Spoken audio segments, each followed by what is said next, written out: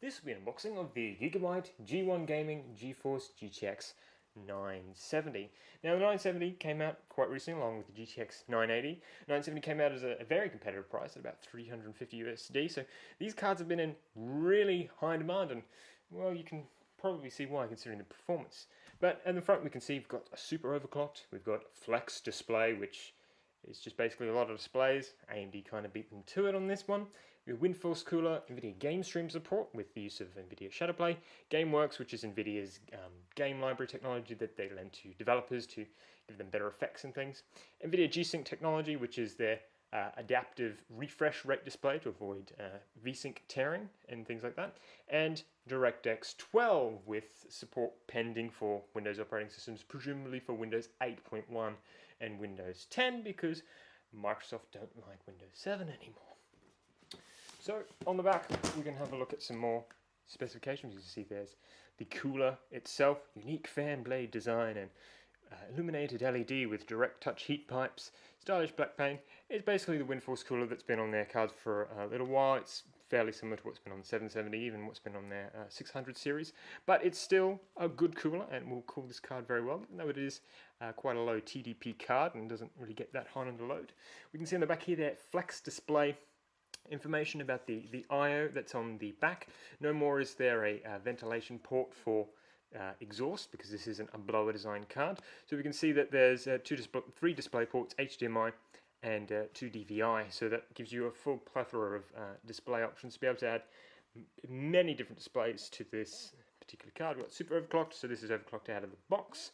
You can also overclock it further, because again you've got that cooler, but you know, it's nice to get a little bit of extra performance boost from the start. This is also a 4 gig card, as versus to the standard for the 600 series, which was 2 gig, and then before that with the 500 series, which was 1 gig. So there's going to be plenty of frame buffer, probably not quite enough power just in this card alone for 4K gaming, but on 2560 by 1600 on high resolution displays, you know, with particularly high resolution textures in games these days, 4 gig frame buffer should give you ample headroom for the years to come with games.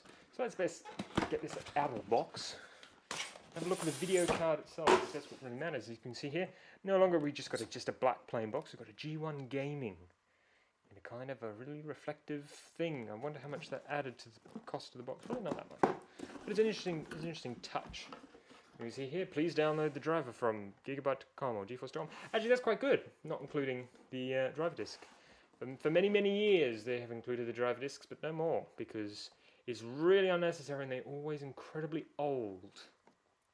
And probably, if they did include it, probably wouldn't have half the features which are on the box, because I imagine drive updates would be necessary. We have the video card in an anti-static bag, but we'll get to that in a minute.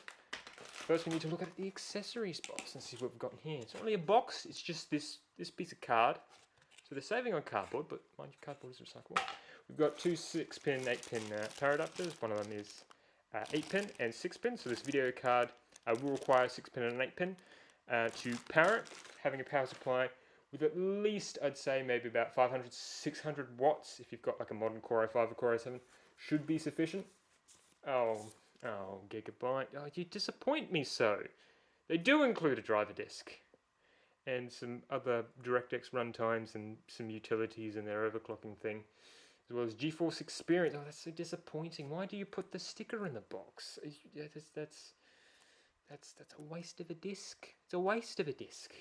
Ah, Gigabyte. We've got a quick start guide, which will get you started quick. It's literally just like 1 page per language, so it's very quick. You can see this is what displays are. If this is VGA. If you don't know what VGA is, you probably shouldn't be buying this graphics card, and you should probably reevaluate a couple of things. So figure out what these displays mean. You should know what VGA is. You should definitely know what HDMI is. DVI and DVI-D. Once you figure out what these are, then buy this video card. Until you do that, maybe not. But the video card in the anti-static bag, and you can see the cooler beneath. Remember to ground yourself before handling any electrostatic sensitive devices, so don't wear particularly woolly socks and woolen coats and run your feet across the floor and, you know, rub balloons against your hair and create. Just don't do that. So here we go, is the GTX 970 G1 Gaming with a very sexy backplate. Gigabyte haven't actually included backplates on their cards since ever. I don't actually remember a flagship or even a second tier Gigabyte card that has come with backplate. So this does come with that. We usually protect the back of the PCB and also give a nice sort of look when you're looking into the case, because that's what you're going to see. We've got two SLI fingers here for two-way, three-way, four-way SLI, although there is diminishing returns going three-way and four-way SLI. We've got the three-fan blade design and the PCI Express interface, and this model here, the GVN97G1 Gaming 4GB. You can see there you've got quite a thick set of heat pipes here going into the base plate, the two 6-pin and the 8-pin power connector. And as you can see, the cooler is actually longer than the PCB itself, so the PCB about 10.5.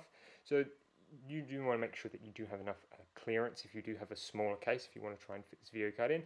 Failing that, Gigabyte do have a mini ITX version of the GTX 970 that does have a smaller cooler, but if you've got plenty of case ventilation, it shouldn't be too much of an issue. And I think that pretty much wraps it up.